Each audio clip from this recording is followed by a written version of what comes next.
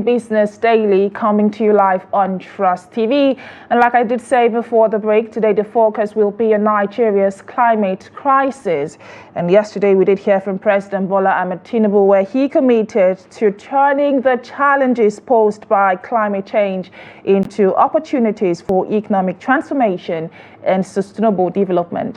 And some may say that this is, a goal too big. Some others will say that it is definitely possible. But I'm joined now by an environmental activist and an environmental lawyer in the person of CHIMA Williams, who is also the executive director of the Environmental Defenders Network. Thank you, Barrister, for coming on the program today. Thank you very much once again, Amaka, for having me. It's my pleasure. Thank you again. I'm sure you heard my introduction talking about the commitment made by President Bola Tinubu yesterday, talking about identifying the opportunities that are inherent in, the climate space, the unfortunate opportunities that I must call them. He talked about, opposing the challenges and transforming them into opportunities. But let us begin by, identifying the specific areas that can be transformed and that can, arise from addressing the current climate challenges that Nigeria is facing. Yeah, thank you very much for those of us that are in the environment sector. Mr. President's statement through the minister yesterday was more or less a relieving one, if you might want to call it that. Of course, every action that is meant towards translating challenges to opportunities, are always very good ones. But I think, yes, Mr. President may have made that statement or those statements. It is one thing to say something, is another thing to do it. Because we've been on this stuff for a very long time. In fact, we started the campaign on addressing, climate change incidents even before we were visited with the heaviest and greatest climate change impact. That was in 2012. In 2008, we already had supported the National Assembly towards the enactment of the Climate Change Commission Bill, which was made geared towards a later enacting Climate Change Act. But of course, we know how many years it took from 2008 till 2021, when the Climate Change Act was eventually passed into law. And we know that between that period, we have been visited by part of the gravest, outcomes of climate change impact. And that was in the area of flooding. And when you talk about converting the climate change trappings, negativities into positive and arresting, we know that it is not something that is beyond science. It is not a rocket issue. It is something that is doable. It is something that is achievable. It is something that with commitment and, the political will to do it, I know that President Tinubu can do it if he so wishes. Because, it is one thing to state something. It is another thing to really put speed on to action. Now, let's look at these critical negative impacts of climate change. We have, as I mentioned earlier, the greatest and grieviest is flooding, which we see every day in Nigeria. It is in the news every day. We are warned by the medical agency, Meteorological Agency of Nigeria, all the time about the flooding of this year going to be something worse than the previous years and the causes. And we do not take proactive steps. Our governments, from local, state to national, prefer to act retroactively, reactively, reacting to when the event has already occurred and people are already suffering the consequences. That is where you see palliatives being doled out. Some of the palliatives that the government institutions and organs, state out, they turn around to steal it. So it doesn't get to the where it's supposed to get to. So it doesn't solve any problems. Rather, it becomes an access for those the corridors of power to steal more money from poor Nigerians, which is something that we shouldn't, continue to accept. Now, Mr. President, having stated this, is to hold him to task to do it. Why? How can we handle the flooding? Now, Nigeria is blessed with, all amount of natural resources. That is why we waste resources like water anyhow, because there are some countries that, to get a liter of clean water to drink, what you pass through or what you pay. Okay, and for such countries, they celebrate water. But here, we destroy, we deal with it with reckless abandon and allow it to cause all manner of havoc and waste it anyhow. Now, if we are acting proactively, as Meteorological Agency of Nigeria will make this pronouncement forecast, it will be the duty of government to look at the routes of these flood waters. Where are they going to pass through? What will be their movement line channels, so that it can be actively, there will be constructed platforms to ensure that these waters are gathered, channeled through one mode, and it can get into what we call stormwater. Nigeria can create a stormwater project where all this water that is flooding, that is creating flood problems in our communities, in our villages, in our cities, will be channeled through one route, and then it will empty into a place where it can generate power. We can use this wasted water to generate hydroelectric powers that we can use. Small dams. It's not condemnable. It's allowed.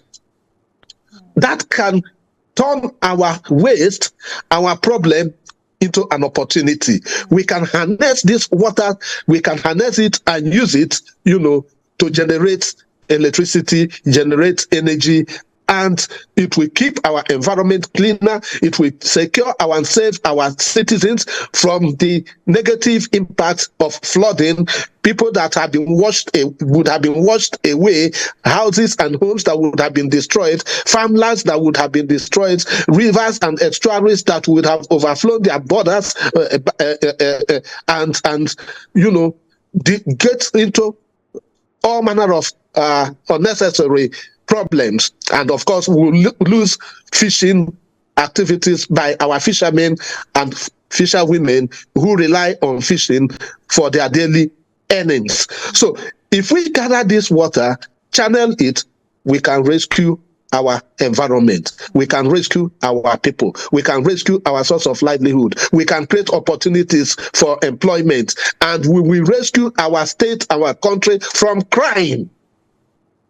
And this is just simply what the last end bad governance protest was all about, to just draw our attention of our government to what can be done in the other way that can help all of us save our nation, save our people, make us a happier people, make us a good people. Now, that is on flooding. Now, what is the other, incidents of climate change? Wind. Okay? In some occasions, because the wind pattern is no longer determined, we know that, yes, at this point in time, they will go through these routes. But because of climate change impacts, it is difficult for us to determine which direction the wind will be going to. But if we put, as Mr. President has promised, if we put, our mouth where our money is, we will be able to create routes where we can build windmills that will use those, winds that will already go into destructive patterns, can harness it, it can still generate energy too. In developed countries, you see that there are wind farms created intentionally, not because they want to use it to save anything, but intentionally created to act as a buffer to wind incidents and impacts, and at the same time create or generate electricity and energy for the citizens' comfort. So if the Nigerian government can plan towards harnessing the enormous wind, profile that we have and channel it into usable form that it creates energy for us, there will be less reliance on fossil fuel energy, which is dirty energy. We will now be harnessing cleaner energy and be using it more profitably, cheaper than the fossil energy. And of course, the consequences and impacts will be more positive than negative. Well said, Barr. That is on wind. Especially you're drawing attention to what we can do in the area of hydroelectricity and wind energy. Yes. But I would like for us to touch on. Yes. I am coming to the aspect of solar. Can you hear me, Barrister? Okay, I said it was, you have literally, broken down, what exactly we can do, especially in the area of hydropower and wind power. But I will like for us to move slightly away from that now to, the legal frameworks that are currently available. You talked to the Climate Change Act. And what comes to mind also is the EIA of 1992. And recently we had, where the minister was berated for, allegedly downplaying that act. There has been, not one scenario, not two, where not so much has been done in the area of implementation when we have wonderful, perfect documents. So let us talk regarding that. What can be done differently, especially in the area of, legal framework or policy direction for Nigeria in line with what the president said yesterday? Yeah, thank you very much for that a little bit deviation to look at. No, there is no law in this world that is ever perfect. There is none. There is no rule that is ever perfect. And Nigeria's problem is not lack of rules, lack of laws. No, it is not. Rather, the Nigerian problem is lack of the will to enforce those rules to its letter. Okay? Now you can see that when it comes to environmental impact assessments, law provisions, the biggest violators are governments, those enacted, because the Environmental Impact Assessment Act did not come as a private member bill. It did not come as a socially motivated bill. It came from the military. The military under President Muhammadu Buhari, Babangida, trying General Ibrahim Babangida, trying to showcase to the whole world that he is in tandem with global trends. That's how the Environmental Impact Assessment Act came through, as first a decree and then later became an act. But the question is, among all the beautiful provisions of the Environmental Impact Assessments, which have provided for certain degree of projects you must conduct an assessment to determine what are likely to be the consequences of this project, the negative consequences, so that there can be mitigation plans alongside, the plans for the project. There will be mitigation plans that are foreseeable, that are intended, that will likely be the outcome or the negative impact of such projects. But those are just rules on paper. Okay? As far as some of us are concerned, those are not living laws. They are dead laws, laws in the textbooks. So you find out that government mouths different things and then they do different things. So we can even bring it down to the current administration. The Minister of Transport, we had celebrated the waterway, whatever it is called, celebrated it as a good project, very ambitious, with billions of naira to be spent on that project. So where is that project today? That project is gone. Okay? And how? What are the problems? The problems are that, the euphoria of a high-sounding project being announced did not lead to doing the right pre-action things. Pre-action is conduction of environmental impact assessment on the project. How will the coastal highway affect citizens when it is built? How many persons will it lead to their dislocation, removal from their area of former residence to another place? How will it impact on people that live along the coastal platforms? So that those were not taken into account. And when the project started, after having hurt some Nigerians already, it's been abandoned. So that can tell you how sincere our governments are in terms of implementing the laws that they themselves have made.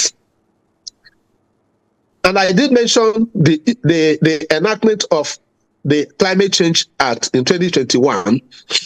Now, this is a law that came as a response to global climate crisis, campaign against global climate crisis.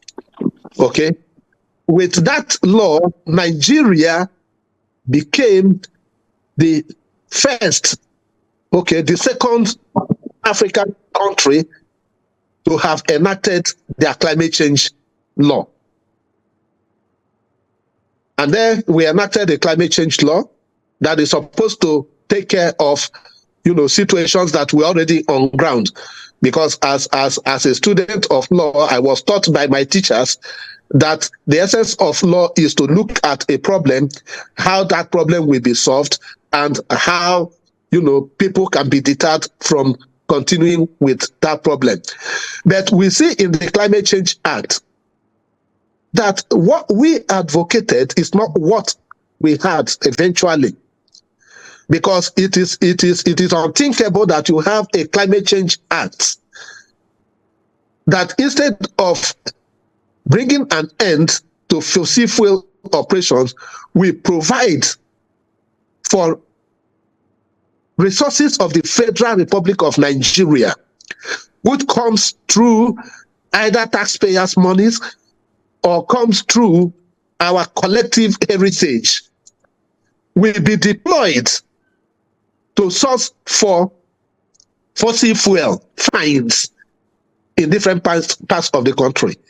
That alone, infusing that into the Climate Change Act, nullifies everything, because it only shows us how unprofitable it is to embark on anti-climate change rules in Nigeria. Okay, so fossil fuels is supposed to be a business that businessmen and women are supposed to invest in. and make their profits and, contribute to the national economy of the country for good governance and better living standards of citizens. But here, our Climate Change Act is creating a buffer where Nigerian resource will be used to scout for new oil finds. I mean, it's held, standing logic on its head. So you see that even with that alone already, is already showing you that we are not serious about that. We only want to do it so that it will be counted among the countries that have been involved in these processes. So we have laws. Our problem is not lack of laws. The problem of this country is lack of the will, be it political, be it legislative, be it executive, with whatever will, to enforce the laws that we already have enacted. But I'd like for us to speak regarding, proper implementation, because whether we like it or not, we cannot say that it has to be business as usual. Lack of willpower, like you rightly stated, not just from the policymakers, but also the legislature and everyone involved. So what ways should we now, as people, as Nigerians, talking about community involvement, what role can we play to ensure that, things are done differently this time around? Talking about implementation, and that we see that these documents are not just, put on the shelves, but we start to see things change. As I speak with you, it's not news that there is still, carbon emission going on, especially in areas around the Niger Delta, rising sea levels, which are all impacts of, climate change. So what ways can we, call for change and ensure that this change indeed is seen and experienced by Nigerians? Yes, thank you very much. We're also taught in law that, justice is not a one-directional traffic. It is a multi-directional action. Justice for the victim, justice for the perpetrator, and justice for the society. Now, I bring this well-known victim of one of our late sages, Oputa, when he made that analogy. Now, if you see, what we discourage a citizen from trying to enforce the law, when you get caught as a citizen of the Federal Republic of Nigeria, because it is not the duty of the legislators who have enacted the law. It is no longer their duty again take cases to court to challenge the law that they have enacted. No. It falls within another arm and another category of citizens. And of course, those at the executive level, theirs is to enforce the laws that are made by the legislators. And the judiciary is to interpret those laws. And this is where citizens' rights comes in.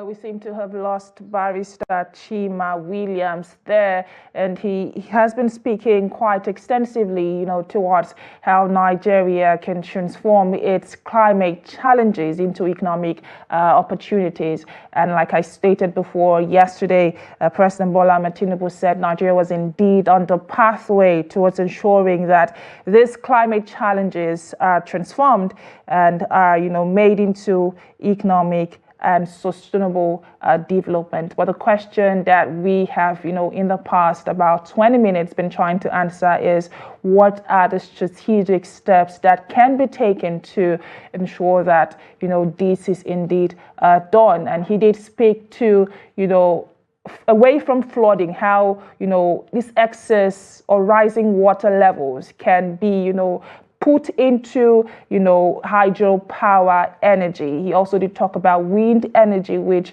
are, energy sources that are maybe new to Nigeria, but have been implemented in other parts of the world. And he also did speak to legal backing, that is legal frameworks that are currently in existence. He talked about the Climate Change Act of 2012. He also did speak to the environmental, that is the EIA, Environmental Impact Act of 1992. You will recall that there has been a lot of talks around, having the proper policies in document, but not just having these policies in document, but also, implementing. And this is just for me to call out, Nigerians in our local communities, beyond what the government is doing and beyond what the policymakers are doing. It's also important that, we take up responsibility for our direct environment, ensure that your waste is properly disposed of,